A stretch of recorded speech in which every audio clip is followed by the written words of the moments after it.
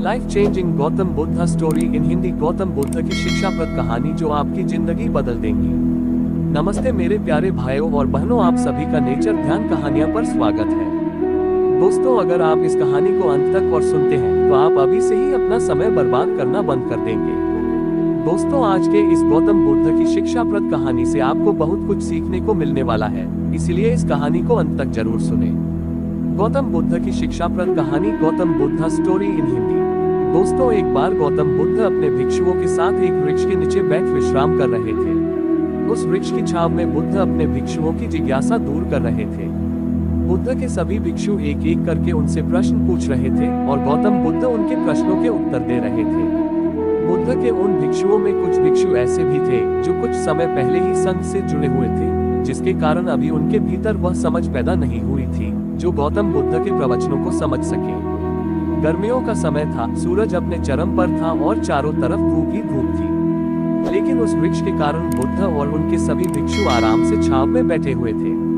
इतने में ही गौतम बुद्ध के एक भिक्षु की नजर एक बूढ़े व्यक्ति पर पड़ती है जो उस वृक्ष के पास से ही गुजर रहा था। वह भिक्षु उस बूढ़े व्यक्ति को देखकर अचानक से ही हंसने लगता है। उस बूढ़े व्यक्ति की उम्र बहुत ज्यादा हो गई थी, जिसके कारण उसकी कमर मुड़ गई थी। उस बूढ़े व्यक्ति के हाथ में एक डंडा था, जिसका सहारा लेकर वो बूढ़ा व्यक्ति अपनी मंजिल तक पहुंचने का प्रयास कर रहा था। उस बूढ़े व्यक्ति का शरीर केवल हड्डियों का ढांचा मात्र था।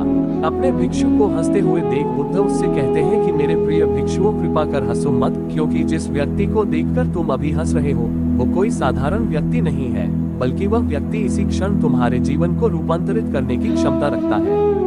जो आज तक मैं तुम्हें सिखा नहीं पाया, वो ये बूढ़ा व्यक्ति तुम्हें सिखा रहा है। इसके द्वारा दी गई सीख को बेकार ना करो।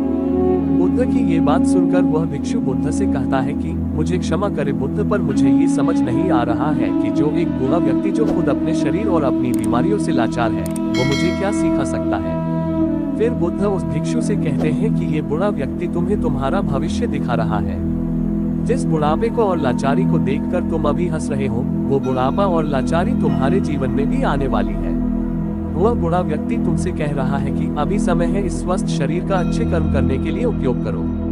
अगर तुम्हारा ये स्वस्थ शरीर तुम्हारे हाथ से निकल गया तो फिर से वापस नहीं आएगा। और अभी तुम्हारा ये शरीर सही से काम कर रहा है, जैसे कि तुम्हारे हाथ, पैर, आंख, कान और ये सभी चीजें सही से काम कर रही है। क्या ये छोटी बात है? और क्या तुम इसे मामूली सी बात समझ रहे हो? ये घटना कोई साधारण घटना नहीं थी जो अभी तुम्हारे साथ घटी, और ये घटना तुम्हारे जीवन को बदलने की क्षमता रखती है।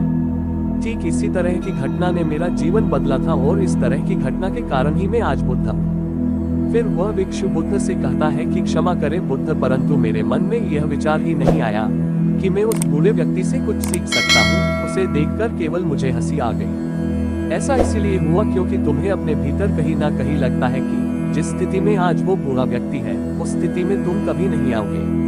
जिस बुढ़ापे का और लाचारी का सामना आज वो बूढ़ा व्यक्ति कर रहा है, तुम्हें लगता है कि उसका सामना तुम कभी नहीं करोगे, इसीलिए तुम उस बूढ़े व्यक्ति को देखकर हंस पाए। तुमने सच्चाई को नजरअंदाज कर दिया। अगर तुम सच्चाई को देख लेते तो चाहकर भी अपने आंखों के आंसुओं को नहीं रोक पाते, परंतु तुमने सत्य को अनदेखा कर दिया और तुम बहुत बड़ी संभावना से चूक गए।